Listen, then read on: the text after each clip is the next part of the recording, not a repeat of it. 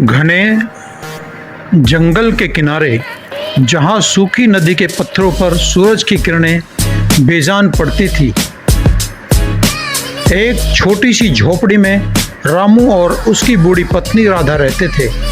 उनके साथ उनके दो पोते नन्हे अमित और छोटी प्रिया भी थी। कई दिनों से उनके पेट में अन्न का एक दाना भी नहीं गया था। भूख की पीड़ा हर सांस के साथ महसूस होती थी। उनकी आंखें भर जाती थी।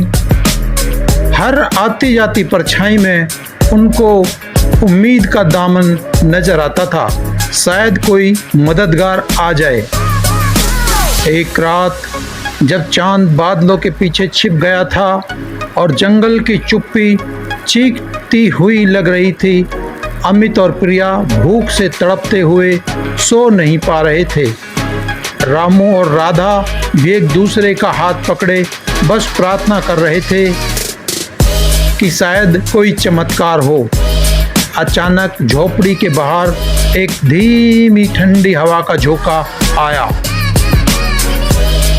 हवा में कुछ अनजानी सी सुगंध थी, जैसे मिट्टी और पुराने पत्तों की बरसात के समय एक खुशबू होती है। कौन है बाहर? रामू ने हिम्मत करके पूछा। कोई जवाब नहीं आया, पर हवा में एक फुसफुसाहट थी। ऐसा लगता था कि बाहर कोई कुछ बातें कर रहा है, इतनी धीमी कि मुश्किल से समझ आया कि झोपड़ी के बाहर कोई है।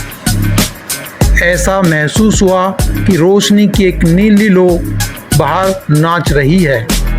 देखते ही देखते दो धुंधली आकृतियां सामने आईं।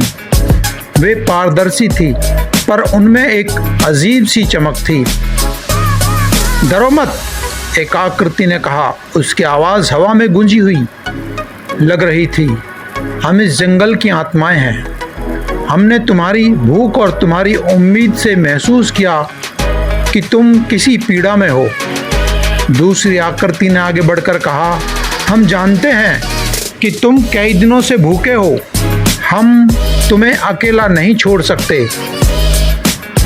रामू और राधा पहले तो भयभीत थे, पर उनकी आंखों में भूख से भी बड़ी एक आशा जगमगा उठी। भूतों ने उन्हें झोपड़ी से बाहर आने का इशारा किया। वे सब लड़खड़ाते कदमों से बाहर निकले। भूतों ने उन्हें नदी के सूखे घाट की ओर चलने को कहा। वहां पहुंचकर जहां सिर्फ सूखे पत्थर थे, आत्माओं ने अपनी धुंधली उंगलियां हवा में घुमाईं। अचानक पत्थरों के बीच से ताजे फल, रोटियां और पानी से भरी एक मटकी प्राप्त हुई। यह सब देखकर अमित और प्रिया की आंखों में चमक आ गई। उन्होंने कभी इतना खाना एक साथ नहीं देखा था।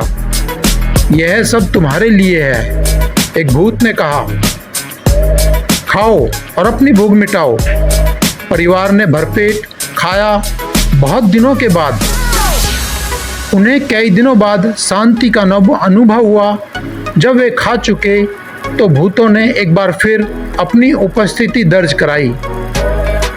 हमने तुम्हारी मदद की है, एक आत्मा ने कहा, पर याद रखना, यह मदद सिर्फ आज के लिए है। असली शक्ति तुम्हारे अंदर है। दूसरी आत्मा ने कहा और अपनी आवाज में गंभीरता लाते हुए बोली, जब तुम मुसीबत में हो तो मदद का इंतजार करना स्वाभाविक है, पर हमेशा दूसरों पर निर्भर मत रहो। अपने भीतर की ताकत को पहचानो, साथ मिलकर काम करो, एक दूसरे का सहारा बनो। जब इंसान मिलजुल कर काम करता है तो बड़ी से बड़ी मुसीबत भी छोटी हो जाती है।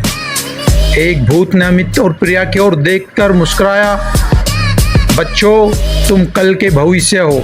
कभी किसी को अकेला मत छोड़ना।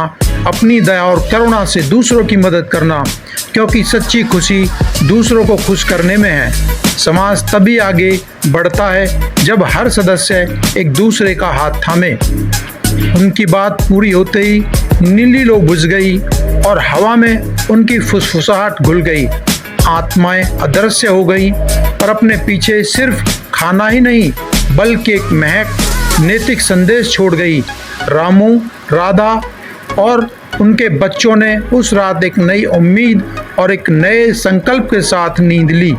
वे समझ गए थे कि जीवन में आत्मनिर्भरता और एकजुटता कितनी महत्वपूर्ण है।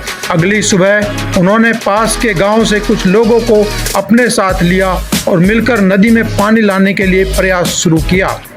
भूतों ने उन्होंने रोटी तो दी थी पर जीवन जीने का सही रास्ता भी दिखाया था। यह कहानी हमें सिखाती है कि दूसरों से मदद की उम्मीद रखना ठीक है, लेकिन सबसे महत्वपूर्ण है अपनी आंतरिक शक्ति और सामूहिक प्रयासों पर विश्वास करना।